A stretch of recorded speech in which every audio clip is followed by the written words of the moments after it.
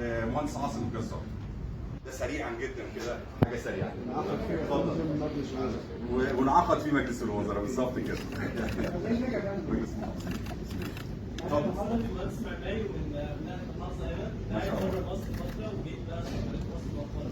ما شاء الله عليك. حقيقي من اكتشاف المكان هو مليان مقومات كثيره تخليك في مكان اعلى بكثير من اللي هو موجود فيه دلوقتي.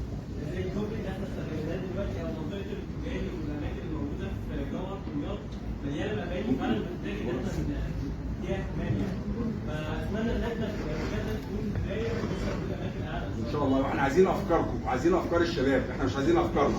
احنا خلاص احنا اشتغلنا وعملنا فمش عارفين نعمل اكتر من كده، احنا عايزين افكاركم انتوا واحنا هنساعدكم في تنفيذها. باذن الله. يلا ربنا معاكم يا جماعه. السلام عليكم.